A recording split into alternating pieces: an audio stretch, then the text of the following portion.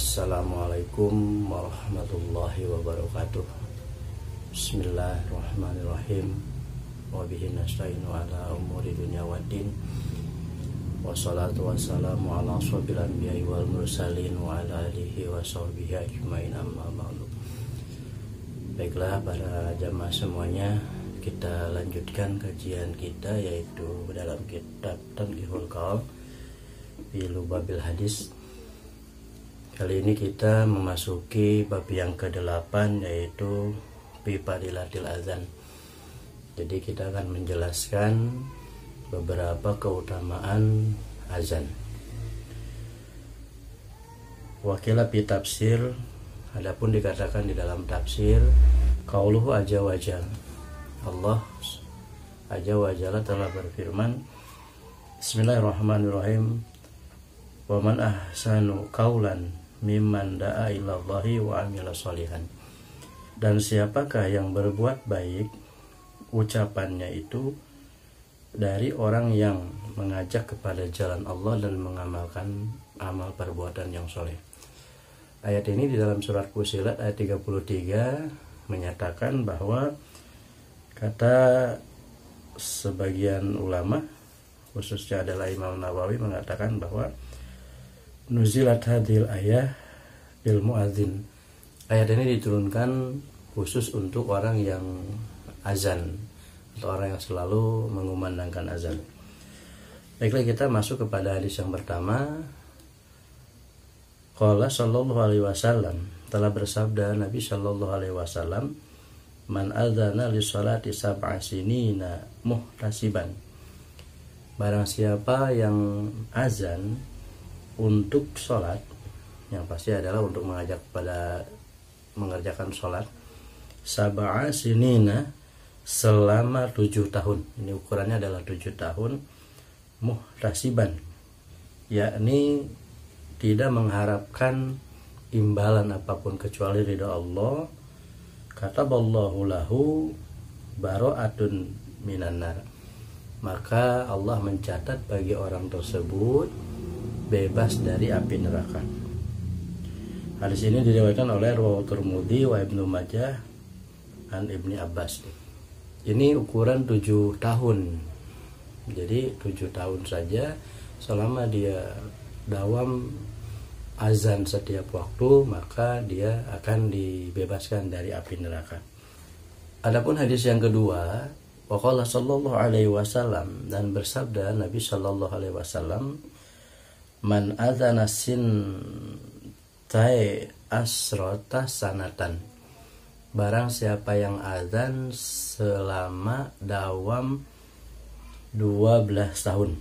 Ini 12 tahun. Ay muhtasiban, yaitu tidak mengharapkan imbalan seperti tadi yang 7 tahun. Wajabat lahul jannah, maka pantas dia akan memiliki atau mendapatkan surganya Allah Subhanahu wa taala. Hadis ini diriwayatkan oleh Rawahu Ibnu Majah wal Hakim an Ibnu Umar. Bagaimana korelasi hubungan antara yang pertama hadis ini adalah 7 tahun secara dawam melakukan azan, dan yang kedua adalah 12 tahun dawam melakukan azan. Adapun hikmahnya dari 7 tahun dan 12 tahun, wa hikmatuhu zalika an aksara ma yu'ammarul insan min ummatin Nabi sallallahu alaihi wasallam, dan hikmahnya itu lebih banyak daripada umur manusia yang ada pada umat Nabi Muhammad. Mi'atun wa isruna sanatan, yaitu 120 tahun.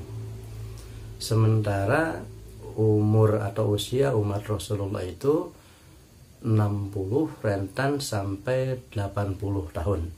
Akan tetapi di hadis ini disimbolkan dengan 7 tahun dan 12 tahun secara dawam melakukan adzan. Mengapa ini yang pertama adalah 7 tahun, yang kedua adalah 12 tahun, sementara usia umat Rasulullah rentang antara 60 sampai 80 tahun. Tercantum di dalam ayat Al-Quran, Man jaa bil hasanati falahu asru amsalihha. Barang siapa yang berbuat kebaikan, maka dia memiliki 10 kali lipat dari kebaikan itu. Berarti kalau 10 kali lipat dari kebaikan itu, ketika orang yang dawam azan selama 7 tahun, 7 dikali 10 berarti menjadi 70.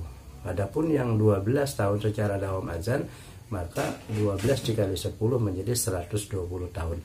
Nah, ini adalah imbangan atau hikmah dari hadis yang dawam 7 tahun azan dibebaskan dari api neraka, kemudian yang dawam 12 tahun azan diberikan surganya Allah. Jadi ini luar biasa fadilahnya.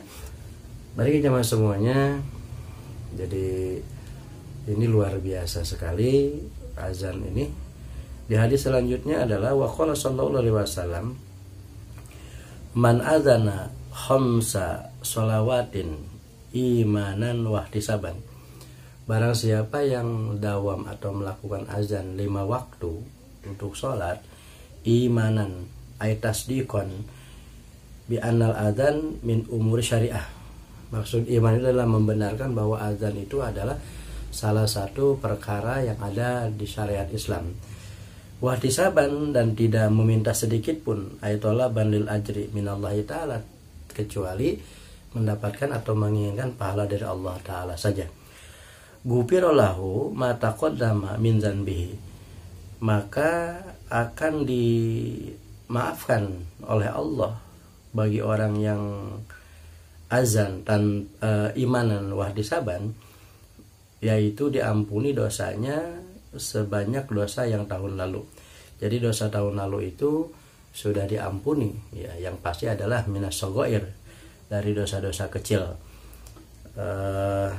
Jadi ketika kita berbuat dosa atau berbuat dosa kecil dan tidak terasa bahwa itu adalah dosa, maka dengan azan bisa terhapus. Baik, ini kita baru seminggu saja 5 waktu, berarti 5 kali 7 itu baru 35 waktu, belum ada apa-apanya, ya, akan tetapi bisa jadi Allah mengampuni dosa-dosa kecil kita ketika kita melakukan azan. Baiklah, mungkin itu hanya beberapa hadis yang kita pelajari dan kita kaji. Mudah-mudahan dari fadilah azan ini bisa membuat kita dan membawa kita untuk mau melantunkan azan setiap datang waktu sholat, karena dengan fadilah-fadilah yang tadi kita kaji itu adalah sungguh luar biasa dan sungguh besar manfaatnya.